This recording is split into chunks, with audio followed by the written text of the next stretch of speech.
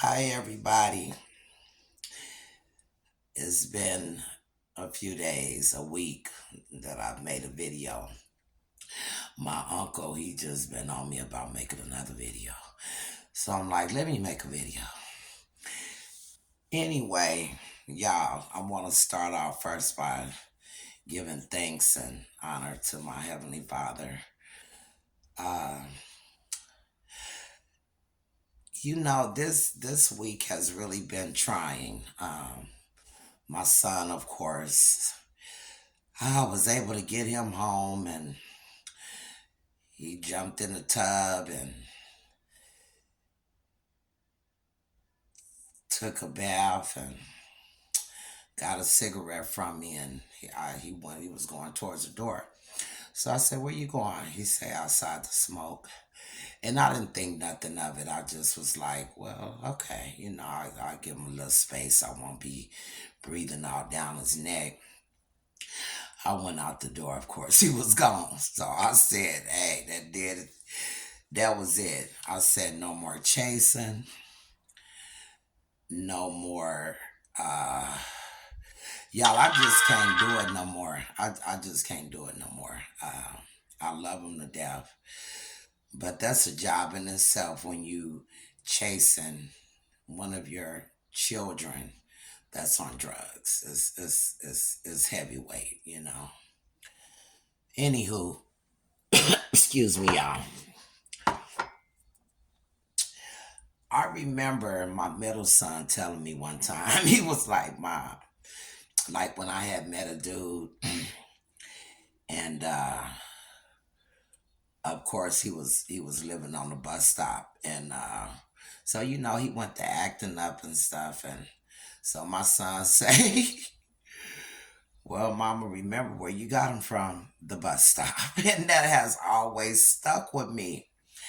So anyway, the other day I was sitting at the bus stop, of course, looking for my son, and so this other guy was there, and we got to talking, and very nice young man, or well, he a lot younger than me, but so we got to talking, and we vibed, so he was like, we're talking about, how he needed a haircut and stuff like that. So I was like, well, okay.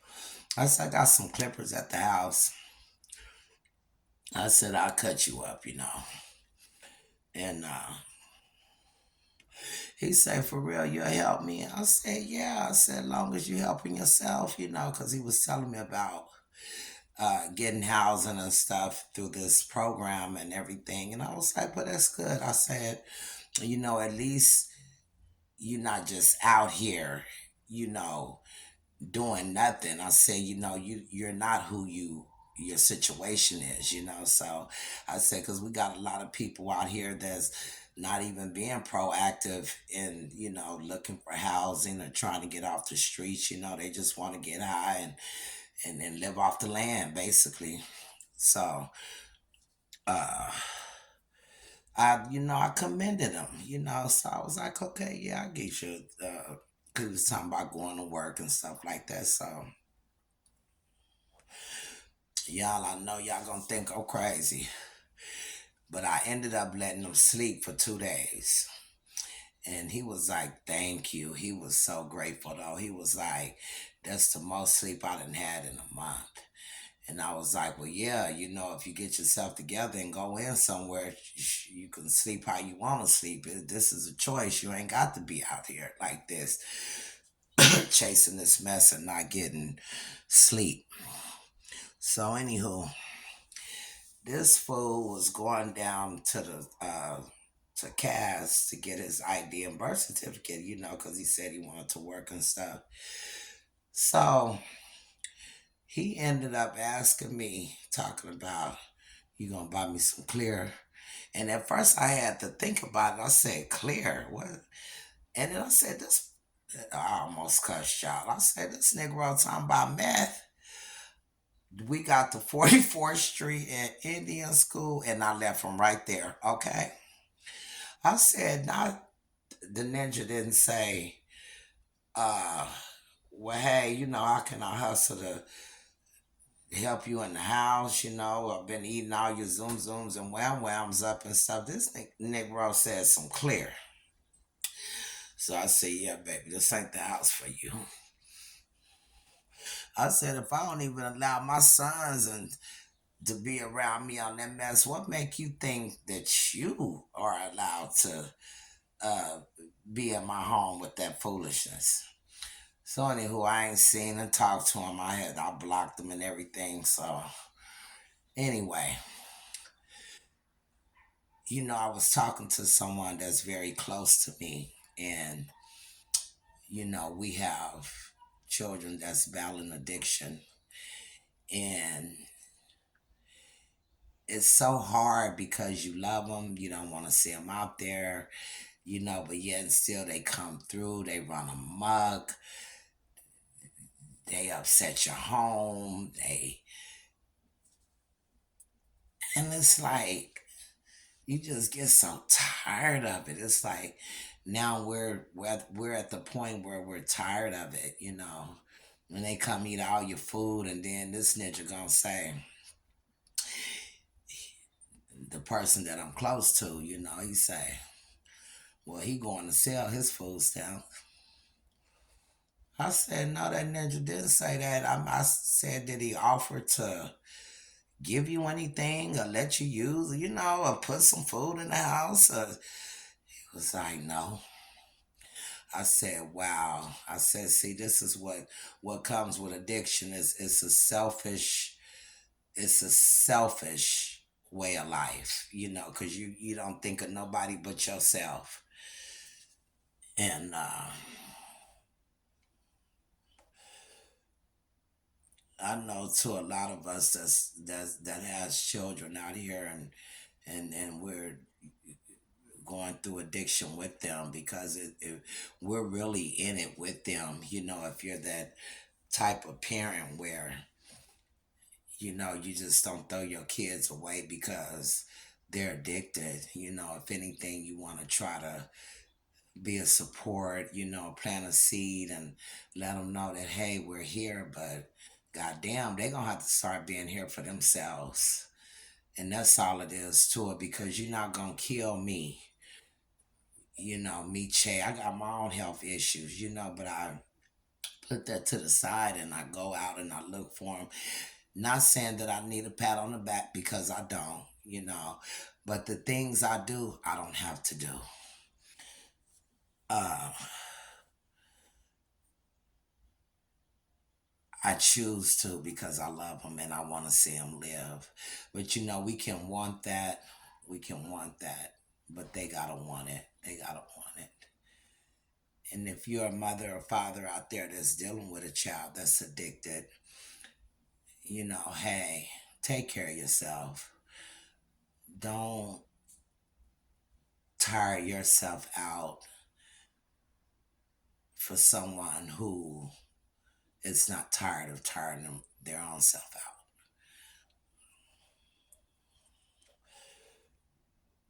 And and I said, how would it feel as a mother to lay back here in my bed, know that he's knocking on the door, but I don't get up and answer it and let him in? Would that make me a bad parent? And the conclusion I came to? No.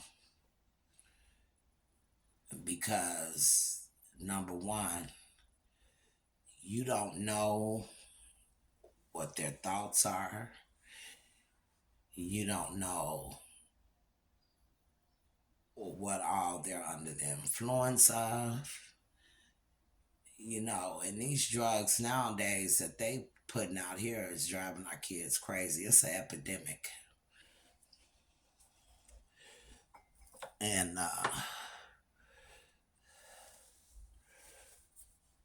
I just can't be a part of it anymore. Now I'll be here when he's ready and he say, hey mom, I'm ready to get myself together. Can you help me? Most definitely. Most definitely. And I'll climb Mount Everest helping him. but not until he's ready. Because I see now that I can talk and I can talk, and I tell myself, I'm not gonna go look for him today. I'm not gonna take him no clothes. I'm not gonna take him no food, and I find myself doing it. But you know what, guys, the other day made me change my mind, made me change my mind. Because until they see that they can't come to your door at 1, 2 o'clock in the morning getting in, and they need to sleep, they need to shower, and all of that, eventually, one day, they may just wake up and be like, hey, this is, although you want your children to feel like that, you want your children to feel like it's a safe place. They can come to you, and they can. But it doesn't mean that I have to get up and interrupt my sleep, my life, because they're choosing to do what they want to do. Addiction is hard, I understand that. But you know what? As humans, we complicate it. It's not complicated at all. Look at me. And it's making a choice every day, dying to self. That's not the kind of life you want anymore. And it can be done. It can be done. I'm not here to judge anyone. I'm not here to, come across as I'm better than. I done been to prison. And when I was in prison, I made up my mind that, hey, I wasn't getting out with them same shenanigans and doing the same thing. And, the life is just too short. I enjoy life today. I enjoy shopping. I enjoy eating out, just little things that you don't even that I took for granted out there in my days, ripping and running. I can buy me a cold soda. Back then, shit, I couldn't even buy me a cold soda, shit, and try to ask one of them dope dealers for a dollar to get you a pop. Shh, honey, they too busy trying to put the next RAM or the next uh uh uh phone or something in their car. Shit, they ain't think about giving you no dollar for no soda. All they know is they want to see your dumb ass keep coming, keep coming, keep coming, so you can uh uh finesse their lifestyle. I said, I got tired of that. I said, shit, I'm hungry out here. Nigga ain't got nowhere to sleep. You know what I said? Y'all, and I remember I was on the west side. And I always tell this story because it's what woke me up a little bit. Um, Had me thinking. So I'm standing on the corner of 13th Avenue, right? And so all of a sudden, everybody running around like little roaches and everything. We doing what we do.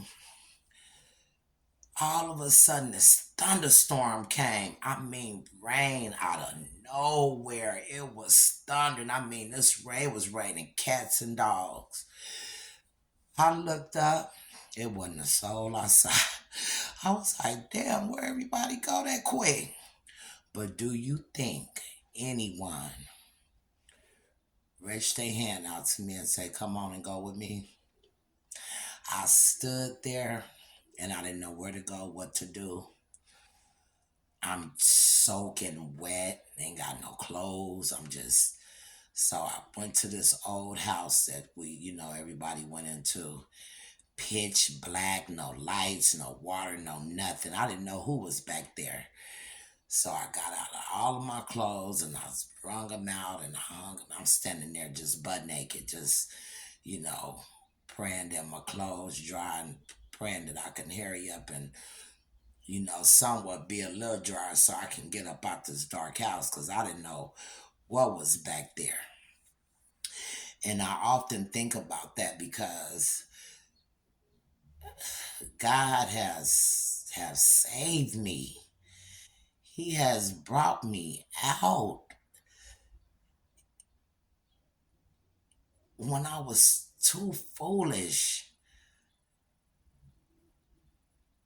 just doing dangerous and destructive things.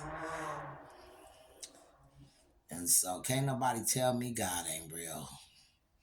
I know he is, because I should have been dead a long time ago. And that of a praying mother. I never stop praying. Even though they not living the way I want them to live, I never stop praying because I know my mother's prayers, my mother's prayers is what held me too. And she used to tell me, she said, Tyra, you don't know how many nights I laid in my bed and cried when you was out there. You know, one time I hitchhiked from Denver, Colorado, all the way back here, riding with strangers that I didn't know. That's why I be telling these youngsters, it ain't like it used to be. Cause back then, you know, we thought it was fun. It was old school. You know, everybody was just, it was a party for us. Now, it's a matter of living. It's a matter of just surviving day to day and hoping that our youngsters or our children don't OD and die from this.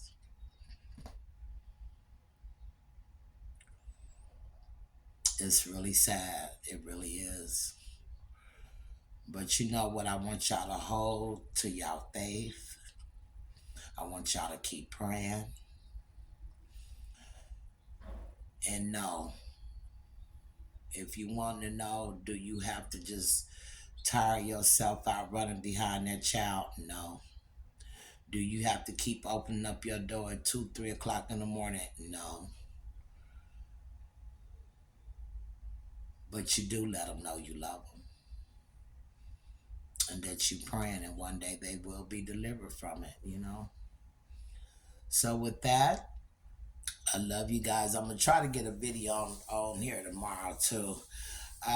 So like I said, I'm just trying this out, seeing, you know, what my results are or whatever. I mean, I like talking anyway though, so it doesn't matter. So if I can help the next person, hey, I'm here for it. But y'all have a good night. Tell each other you love you. You love one another because you never know, you know. And with that, have a very blessed, peaceful night and take care. Bye.